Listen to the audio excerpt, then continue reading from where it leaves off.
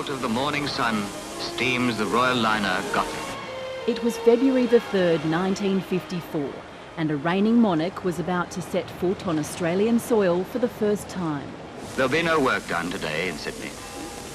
1 million of us are on the move, swarming into the streets like bees in the sun.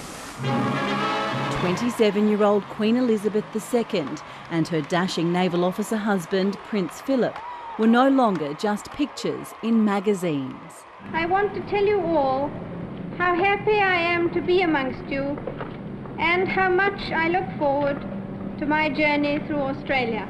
That first royal visit lasted 58 days, taking in 57 towns. 3/4 of the population turned out to see her. You have to remember that we hadn't seen the Queen very much before then because we didn't have television. So this was the first time that we could see her in colour. Her Majesty would return another 15 times. It was very much part of her duty to make a presence in Australia. The Queen was the monarch of Australia. She took that role very seriously. She was the guest of honour at some key moments in our nation's history. I have much pleasure in declaring the Sydney Opera House open. I now declare World Expo 88 well and truly open. It now gives me the greatest pleasure to declare the 18th Commonwealth Games open. During her reign, the Queen charmed Australian Prime Ministers from both sides of politics, starting with Robert Menzies. I did but see her passing by, and yet I love her till I die. John Howard was a favourite. At her Diamond Jubilee, she awarded him the Order of Merit, one of the Commonwealth's highest honours. This has a particular meaning to me as a limited number of people, and it is a personal gift of the Sovereign. Paul Keating got a little too close, earning the nickname the Lizard of Oz. His arm around the royal waist.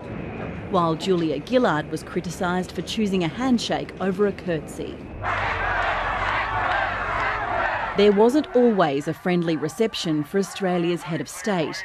Vocal Republicans often tried to drown out the well-wishers. It's the first time there have been these protests, and I think they'll continue from now on until we get rid of the monarchy. A lot of people are offended by $5 million being spent on the Queen's visit when they're homeless and unemployed.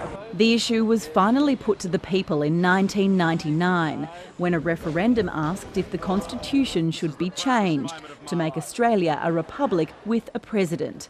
Leading the yes case, the country's #1 Republican. But the no vote came out on top, and years on, Malcolm Turnbull conceded this. The vast majority of Australians have known no other head of state than the Queen. I do not believe Australians would welcome, let alone support, another republic referendum during her reign. Every advocate of a Republican future for Australia has made this distinction. This is no reflection on the Queen. In 2000, Her Majesty toured before the Sydney Olympics.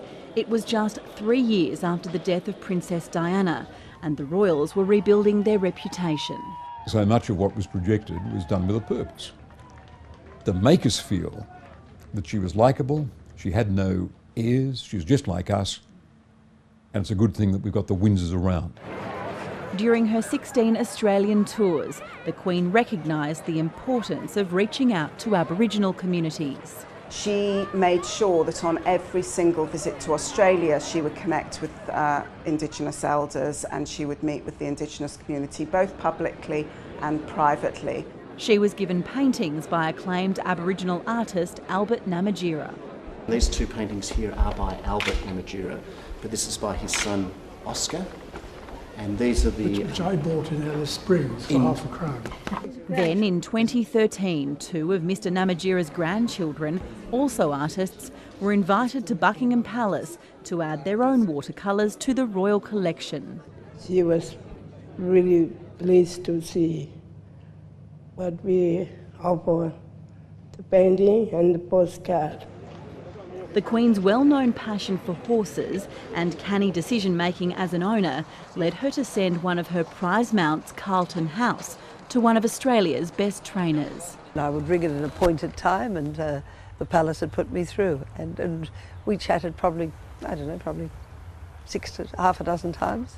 It was lovely. Carlton House never had a win here, but came close. She's been a great patron to the sport, both in England and around the world. It's wonderful that a sovereign can nurture and care for the horse as much as the Queen has. The Queen's final Australian visit was in 2011 for the Commonwealth Heads of Government meeting in Perth, but it was a day trip to Brisbane that was the bigger event.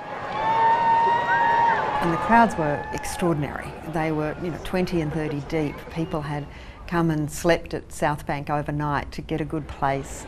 As well as greeting the masses, Her Majesty made time for people who'd lost loved ones and homes in the Queensland floods and Cyclone Yasi 6 months earlier. We are here to pay tribute to the resilience and courage of Queenslanders who bravely picked up their lives and rebuilt them after a period of great adversity. I could not believe anybody like that I would have the chance to meet the Queen, because that's just something you dream about. What I saw then was the Queen move effortlessly from a very sort of ceremonial, official Queen, as she had been in the crowd, as people would expect her to be, to a very deeply moved human being.